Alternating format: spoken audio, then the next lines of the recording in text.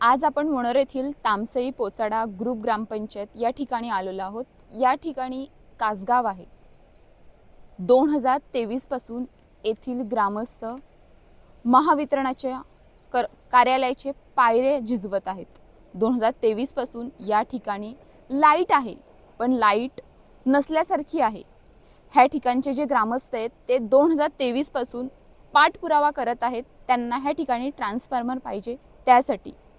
पण महावितरणाच्या कार्यालयामध्ये गेल्यानंतर पालघर या ठिकाणी तिथून उत्तर असं ग्रामस्थांना मिळतं का फंड नाही आहे.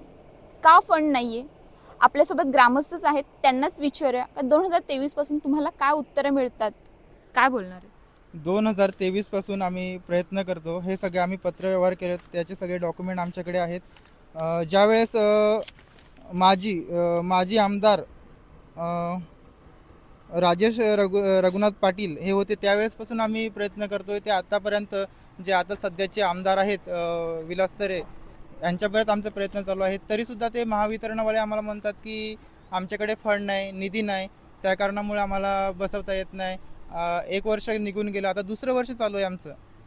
असं नाही की आम्ही स्वतः जातोय, आम्ही सरपंच मॅडमांना पण घेऊन जातोय. आणखीन आमदार हे पण सुद्धा स्वतः फोन करतात, तरी पण आम्हाला टाळाटाळ करण्याचा प्रयत्न करतात. काय टाळाटाळ करण्याचा प्रयत्न करतात? आमच्याकडे 2023 पासून हे प्रयत्न चालू आहेत. गेले 3 वर्ष होऊन गेले, आतापर्यंत यांच्याकडे निधी नाही का? मग कित्येक गावांना ट्रान्सफॉर्मर बसवला जातो, मग आमच्या गावात का नाही बसवला जात? आमच्याकडे कितीतरी विद्यार्थी असे आहेत की शाळेमध्ये जातात. 2000च्या पलीकडे लोकसंख्या आहे, शाळेमध्ये विद्यार्थी जातात, त्या विद्यार्थ्यांना दिसत नाही.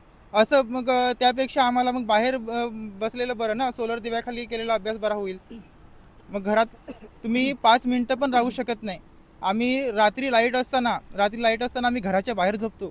अचानक कुणाच्या घराच्या बाहेर झोपल्यानंतर एखाद्या लहान मुलगाला जनावर वगैरे काही चावलं आणि काही झालं तर त्याला जिम्मेदार महावितरण राहील असं आम्हाला वाटतंय. महावितरणाचे अभियंता काय बोलत असतात तुम्ही जेव्हा जातात तेव्हा? महावितरणाचे मुख्य अभियंता मदन सांगळे साहेब म्हणतात की आमच्याकडे फंड नाही मिळत. मग एवढे 3-4 वर्ष झालेत, मग आमच्या कासगावासाठीच फंड नाही का? बाकीच्या ठिकाणी ट्रान्सफॉर्मर बसवला जातो, मग आमच्या कासगावासाठीच फंड नाही का? का नाही फंड?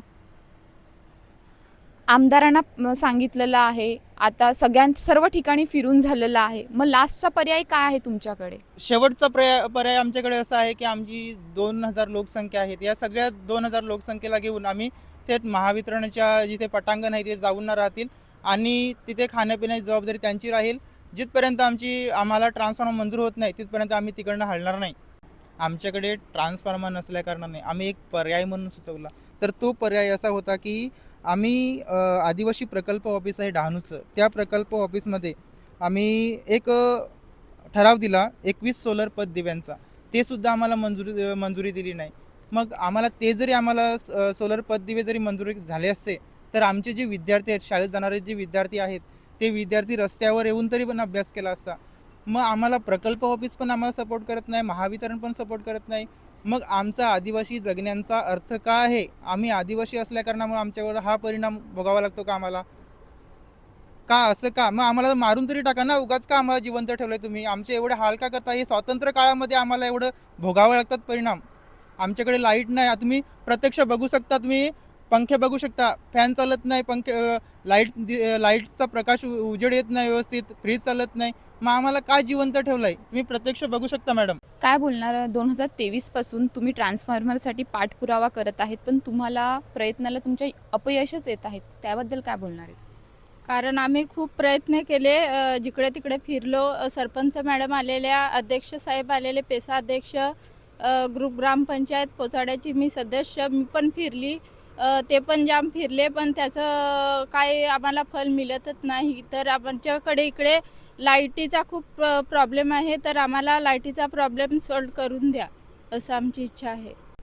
तुमच्याजवळ ट्रान्सफॉर्मर नसल्यामुळे लाईट डीम असते, लाईट जाणं येणं असतं, त्यामुळे तुम्हाला त्रास होत असतो. आता काही दिवसांवर पावसाळा पण आलेला आहे. आत्ता तर बघायला गेलं तर एवढी गरमी आहे का अंगाची लाही होत असताना लाईट डीम असल्यामुळे पंखे फिरत नाही, त्याचा तुम्हाला त्रास होतोय, त्याबद्दल काय बोलणार आहे? त्रास तर खूप होतो. आम्ही 2023 पासून आमच्याकडे लाईट यावी असा आम्ही प्रयत्न करतो. बरेच वेळा आम्ही जिकडे तिकडे फिरलेलो आहेत, पण त्याचं काय आम्हाला अजूनपर्यंत यश मिळालेलं नाही. लाईट यावी असा आम्ही प्रयत्न तर चालू आहेत, पण आमच्याकडे काही कारणाने लक्ष देत नाहीत. आणि पावसाळा म्हणा उन्हाळा म्हणा त्रास तर खूप होतो लाईट नाही म्हणून. लाईट बिल तर